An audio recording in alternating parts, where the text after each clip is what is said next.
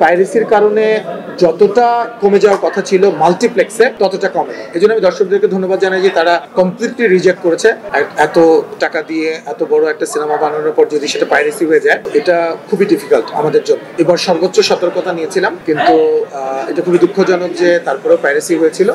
দেখেন, আজকে তো আপনারা জানেন যে আমাদের মামলার পরিপ্রেক্ষিতে 3 জন অ্যারেস্টেড হয়েছে। আমরা আগেও বলেছিলাম যে আমরা পাইরেসির ব্যাপারে আমরা খুবই কঠোর অবস্থানে আছি, কারণ আমরা এবার সর্বোচ্চ সতর্কতা নিয়েছিলাম, কিন্তু এটা খুবই দুঃখজনক যে তারপরেও পাইরেসি হয়েছিল। এবং আপনারা দেখবেন যে এখন আমরা সোশ্যাল মিডিয়াতে আপনারা কিন্তু খুব একটা পাবেন না সেই লিঙ্কগুলা, সেগুলোকে আমরা টেক ডাউন করে দিয়েছি এবং কন্টিনিউয়াসলি টেক ডাউন করা হচ্ছে।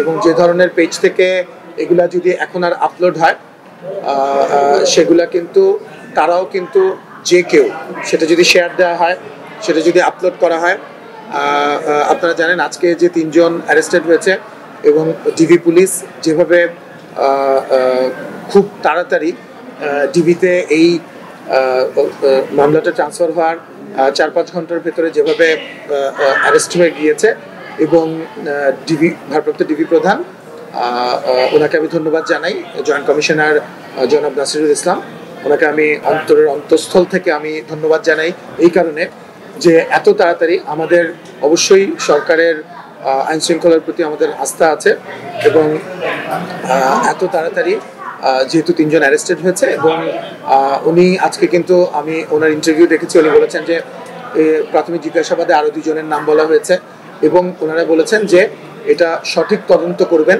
তদন্ত করে সেটার মূল উৎপাদন করার ওনারা চেষ্টা করবেন। কারণ আপনারা জানেন প্রযোজকদের জন্য এটা তো খুবই কঠিন ব্যাপার, এত টাকা দিয়ে এত বড় একটা সিনেমা বানানোর পর যদি সেটা পাইরেসি হয়ে যায়, তো এটা খুবই ডিফিকাল্ট আমাদের জন্য। আর আমি এইটুকু বলতে চাই, দেখেন এখনো যারা ভুলবশত কেউ পাইরেটেড কপি আপলোড যদি করেন অথবা শেয়ারও দেন, সেটাও কিন্তু পাইরেসির আওতায় আসে এবং আমাদেরকেও কিন্তু আশ্বস্ত করা হয়েছে যে তারাও আইনের আওতায় আসবে। তো আমি সবাইকে অনুরোধ করব, আপনারা কেউ ভুলেও, অনেকে আছে যে হয়তো বুঝতে পারেন না, একটা শেয়ার দিয়ে দেন, কাউকে পাঠিয়ে দেন একটা লিঙ্ক পেলে, সেটাও আপনারা করবেন না, সেটা আপনাদের কাছে অনুরোধ রইল। আর আরেকটা ধন্যবাদ জানাতে চাই আমি দর্শককে।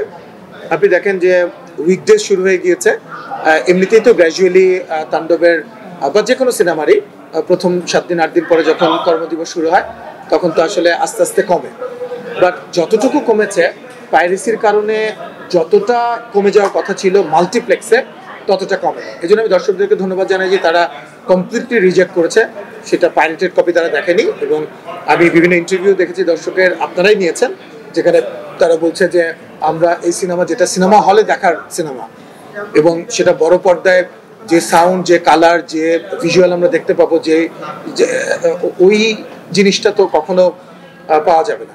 তো এই জন্য আমি ধন্যবাদ জানাই এরকম সচেতন দর্শক যারা আছেন।